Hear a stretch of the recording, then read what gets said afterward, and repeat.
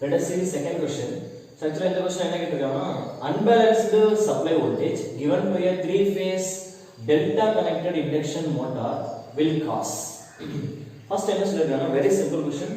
Unbalanced supply voltage. Video pause பண்ணிட்டு நீங்களே ஒரு டைம் ட்ரை பண்ணுங்க. Unbalanced supply voltage அப்படினா என்ன?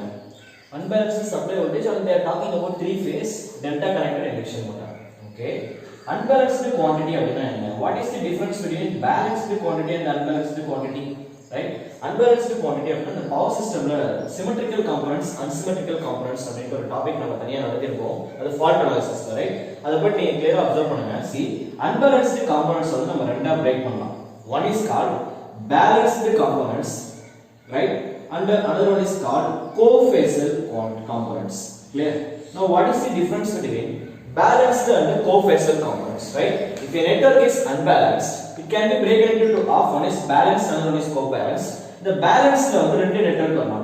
Balanced நம்ம two type of sequence பாத்துட்டோம் இல்லையா, positive sequence and second one is negative sequence.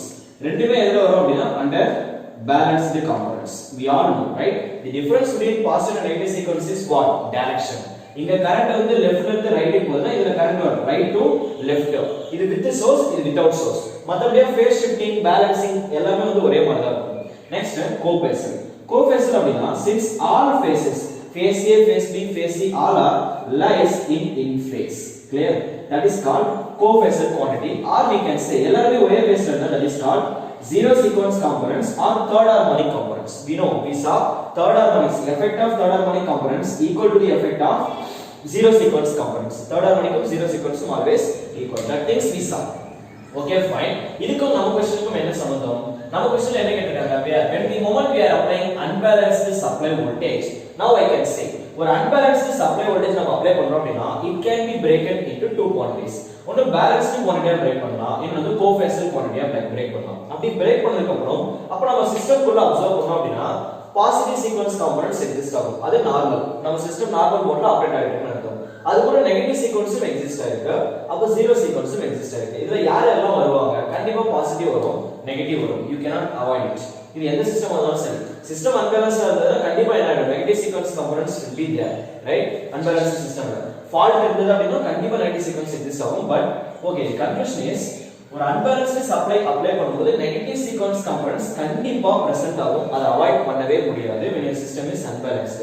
What about zero sequence components? Unbalanced zero sequence வந்திருக்கு. Yes, that is correct. But zero sequence current flow ஆகணும் அப்படினா ஒரு mandatory condition நம்ம பார்த்தோம். அது என்ன அப்படினா neutral line or return path அப்படினு சொல்லலாம், right?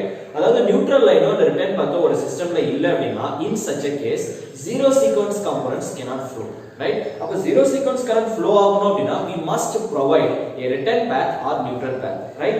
அப்ப இந்த மாதிரியான கண்டிஷன் வந்து நம்ம क्वेश्चनல அவங்க கொடுக்கவே இல்லை. லைக் இண்டக்ஷன் மோட்டார் கொடுத்திருக்காங்க, டெல்டா கனெக்டட் அப்படி மட்டும் சொல்லிருக்காங்க.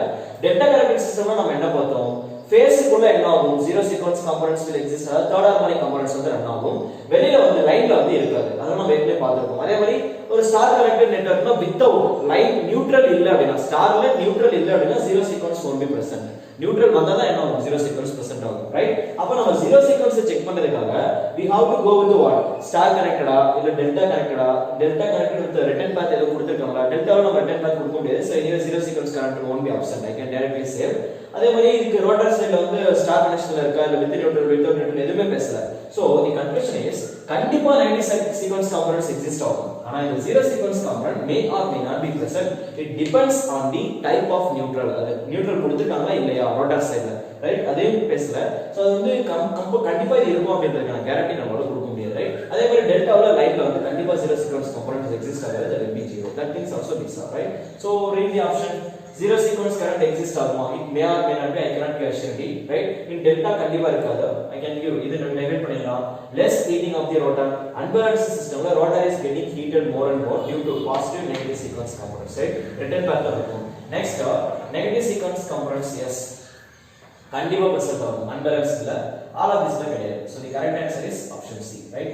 I hope you all understand. வேற ஏதாச்சும் doubts இருந்தா அப்படினா you can ask in the comment section. So thanks for watching the videos. Thank you all.